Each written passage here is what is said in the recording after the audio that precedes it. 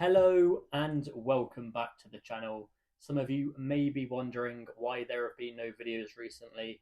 Well, it turns out that putting a pound coin into a shopping trolley does not mean that you own it. So I've spent the past 6 months in prison. Thank you very much for that, LD. Anyway, we're not here to talk about that. We're here to talk about the Tour de France. Now, many cities have hosted the start of the Tour de France over the years. Paris has held the start by far the most, with more than 50 starts. There's also Lille, which gives close proximity to the hilly Ardennes for stages inspired by the Northern Classics, or even in other countries such as Liège or Amsterdam. However, in 2007, the race organisers realised that all of these places had one common problem: they weren't British enough.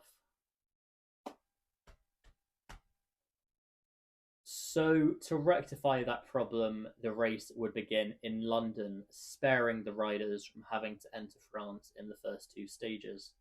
There were 5 British riders in the race, including Bradley Wiggins, Geraint Thomas, and Mark Cavendish. I wonder if they'll go on to do anything notable in their careers. And Bradley Wiggins was the fastest of them in the opening time trial, coming in 4th. But given that the opening stage was a prologue, there was nobody on the planet faster than Fabian Cancellara as he took the yellow jersey for the second time in his career. This has been a ride to save your life. Cancellara has put the icing on the cake for a brilliant London organisation today as he spins towards the line to beat the 9-minute barrier. He beat it, he annihilated 8 minutes and 50 seconds. No one left can do that. The first road stage was a sprint that gave the opportunity for Mark Cavendish to win his first ever Tour de France stage in his home country, but unfortunately he ended up crashing, losing the opportunity to win a stage in England. Let's hope that never happens again.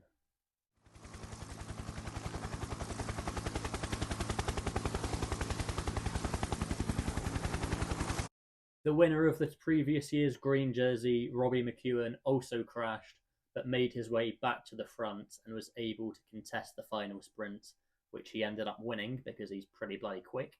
Stage 2 did finally begin in France, although the peloton immediately cycled to the border to escape as fast as they could to the finish in Belgium.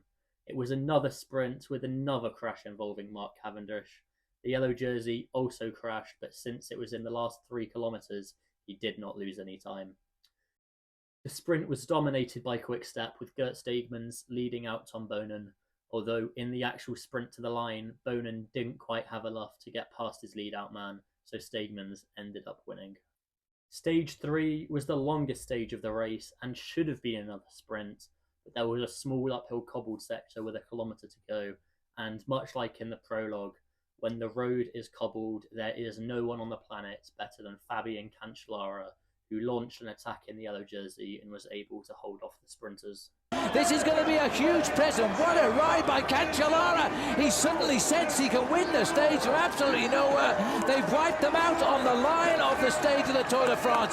400 metres, 300 metres. Cancellara, the strong man of the time trial, has ridden them off his wheel. He is going to come up to the line here now. The move behind as Robbie McEwen kicks. McEwen and Robbie Hunter. Hunter now Boonen on the left. Cancellara, Zabel's on Cancellara's wheel. And it looks as though we've got Cancellara, Zabel on the line, Napolitano, Boonen. They all got beaten by the yellow jersey. There was finally a sprint finish with all of the favourites present the next day, however, and it was won by the big Norwegian Tor Hushovd. Unlike 2006, when none of the previous year's podium had returned to the race, 2007 had all 3 of the previous year's best riders in it, although on stage 5, 2 of them managed to crash, with Carlos Sastre and Andreas Kloden both going down. In even worse news for Astana, Kloden's teammate and winner of the 2006 Vuelta, Alexander Vinokurov, also crashed just before the final climb, leaving him unable to rejoin the front of the race. Most of the big sprinters also weren't able to stay at the front, but that was more down due to their climbing ability and not because of any crashes. Out of those who were able to stay, Over the final climb, it was Filippo Pozzato who ended up beating Óscar in the sprint. After failing to win a stage in the previous year's race and being unsuccessful so far this year, Tom Boonen finally got a Tour de France stage win in the final sprint before the mountains began, and also took the green jersey with it. The first mountains of the Tour signalled the end of Fabian Cancellara's time in the yellow jersey, and at the front of the race it was Linus Gerdemann who was the first over the summit, but I fear his descending style may have done permanent damage to his chances of having children. He did manage to finish at the front alone, and in doing so took the yellow jersey from Fabian Cancellara.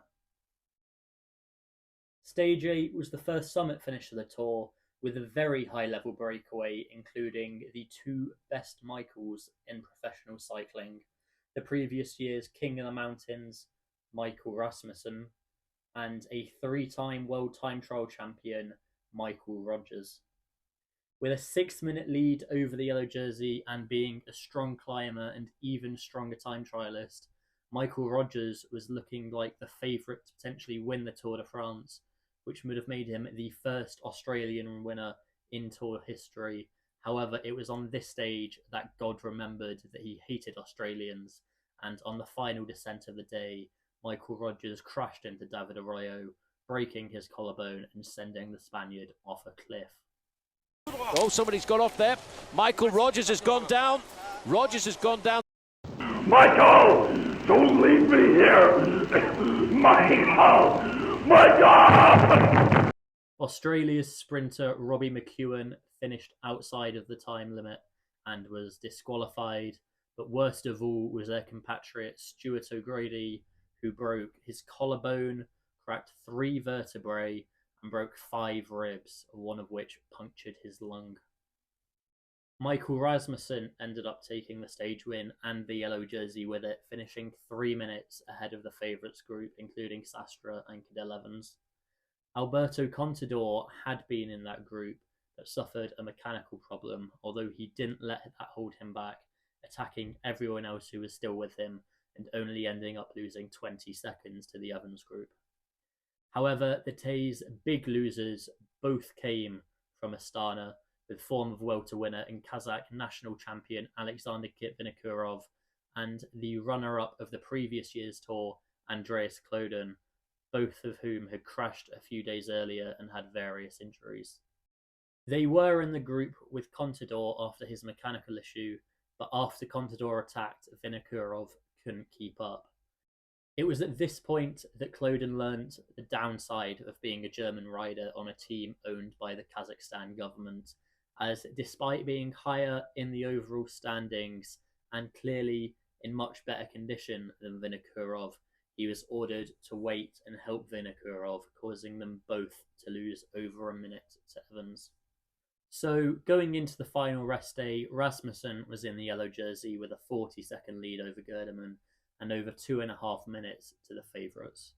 My rider of the week this week is Fabian Cancellara for just being really good at cycling. And as always, please subscribe and I'll see you in the next one.